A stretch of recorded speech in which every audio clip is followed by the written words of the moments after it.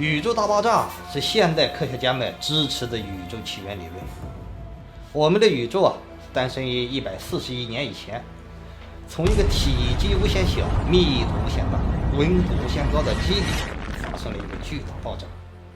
物质呢，这个时候开始向外膨胀，形成了今天的这样一个世界。那么大爆炸理论不能解决的是大爆炸之前是什么样子，当最后一颗恒星能量耗尽之后又是怎样。在距今2000多年以前，楚国的诗人屈原在《楚辞天问》的开篇就有随古之初，谁传道之？上下未形，何有考之？这样一个疑问。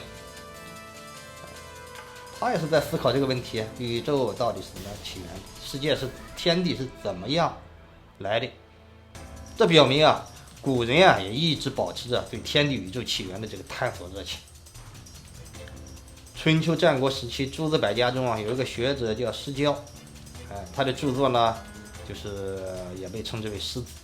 在这本书中他给宇宙下了一个定义，说是叫四方上下曰宇，往古来今曰宙。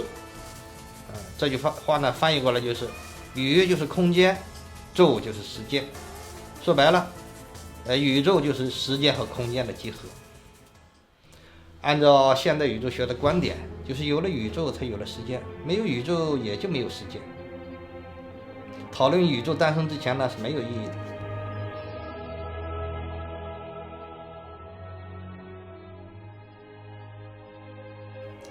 在这个中国神话中我们看看是怎么样描述宇宙诞生的。我们都知道，这个是盘古开天辟地。盘古呢在混沌里睁开眼睛，周围呢充满了极具带发的能量。他摸到一把斧子，举起斧头用力挥出，大鸡蛋似的这个混沌被盘古这么一劈，炸裂开来。轻的一部分呢上升为天，重的一部分呢下降为地。说这个过程大家看一下，是不是也像这个现代科学里说的这个宇宙大爆炸？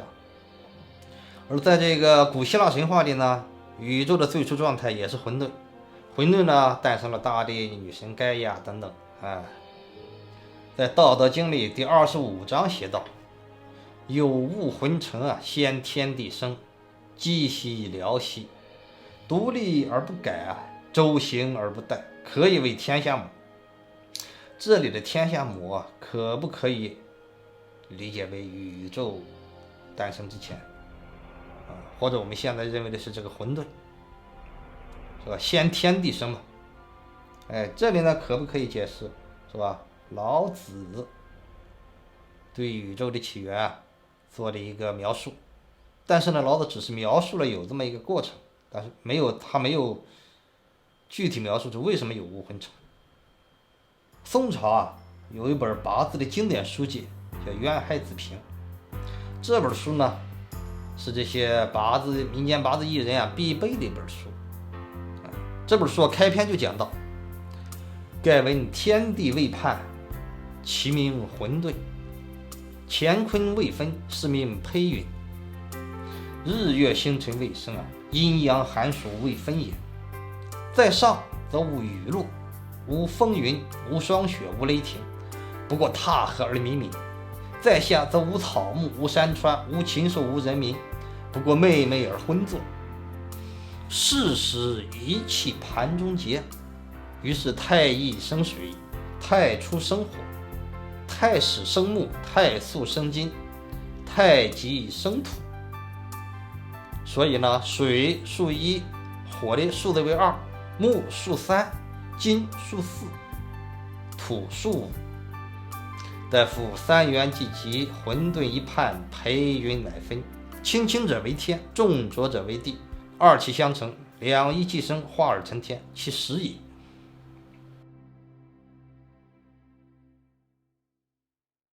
这里呢，他对宇宙起源的描述继承了一贯的一个观点，也是无形的，也是混沌的，是不可以知道的。因为形体未判嘛，从这个时候呢，生出了太素、太史、太一等等，它的顺序呢就是水、火、木、金、土，1、2、3、4、5这样一个顺序。这里要注意到，叫做四时一气盘中结，可不可以这样理解？突然某个事件形成了气的萌芽，从无中生有，突然形成了。怎么形成的呢？周易系辞里写道：亦无思也，无为也。既然不动，感而遂通天下之故。既然不动，感而遂通，这个感是不是心在保持清明空寂状态，一点心动，动则吉凶生，由此演化出世界的精彩故事。这里有一个转换，这是从本体论到认知论上的。实际上有人认为这个宇宙是人们认知上的宇宙，纠结于宇宙基点之前的探究是一个死胡同，因为基点之前的混沌状态是无形的，而人们呢的这个认知功能的对象必然是有形态的，有形态的东西才会被认知。2000多年前的这个印度王子释迦牟尼，佛教的创始人，他就看清楚了这一点，把宇宙起源问题列为不可知、不可以讨论的问题。看他是怎么写的。圆觉经里写道：一切如来本起因地，皆以圆照清净觉相，永断无明，方成佛道。众生要成佛，要追溯世界的本源，必须要去了这个无明才行。云和无明，什么是无明？这里他没有直接的回答，而是说一切众生自无始以来种种颠倒，妄认四大为自身相，6尘缘影为自心相，因为这样而成了无明。他这里说是一切众生自无始以来，这里说的无始没有时间，没有一个开始。在佛经呢，从来没有具体说是哪一年哪一月，都是说是一时，这个很有意思时间的概念和现代物理学关于时间的研究它这里呢也有相似的地方。这里呢，我们先不讨论什么是四大，什么是6尘缘影。看这里一个关键词：妄认，虚妄的认为，虚妄的认知。有虚妄的认知，必然有真实的认知。那么真实的认知是什么？佛经里认为，只有成佛之后才知道。这呢，不在现在我们人类的这种认知范围。换个角度思考，把虚妄二字去掉，虚妄的认知相对于真实的认知。既然真实的认知不是人这个状态下所能知道的，那么作为人呢，就只能一种认知模式。那么这个世界呢，也就只有经过所谓的虚妄认知，才能形成人类所看到的、所认知到的世界。也就是说，觉明为究。有了觉知认知后，由无极而成太极，成两仪，成四象，成八卦。有这种认知，才演绎出了我们的世界。这个宇宙起源问题被称为第一推动力，这是宗教、哲学和自然科学中最基本的一个终极问题。大爆炸之后呢，当最后的恒星耗尽之后会怎么样呢？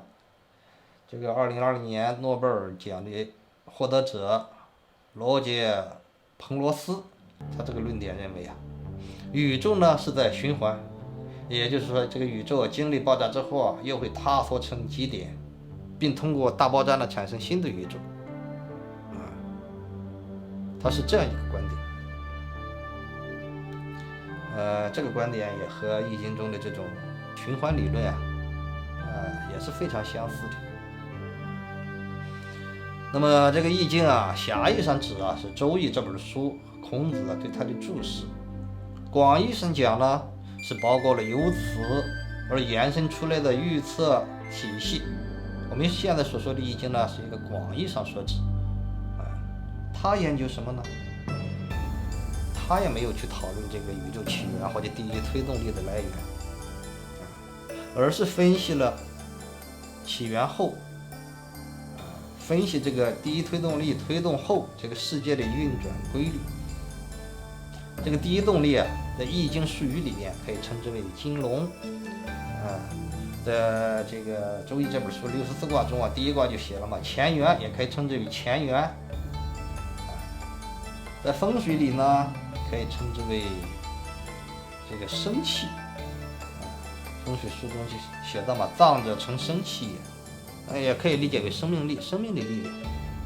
和这个宇宙的第一动力啊，也是一个东西，实际上。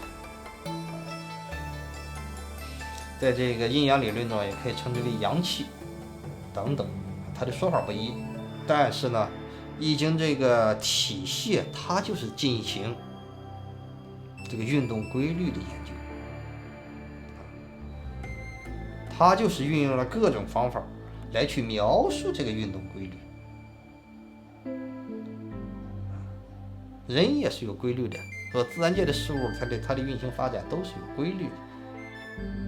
那为什么有人说这个你用银给我预测彩票吧？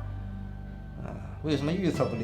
因为彩票它是没有规律可言的，或者是一种随机产生的东西，所以说它不可能预测。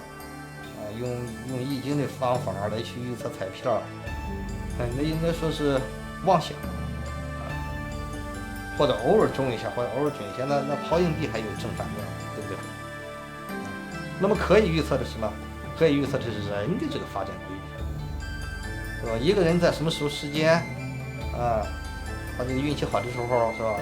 他的财运好一点点，他的财运好，买彩票买股票他就容易赚钱，是吧？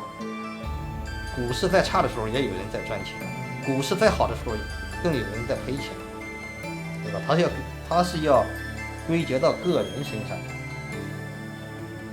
我们以后在这个视频中就一起来领略中国古人智慧中的这个易经是怎样描述这个世界的规律。好，我们今天就到这里，欢迎关注我们的视频，有什么问题可以登录网站39龙.com一起讨论，谢谢。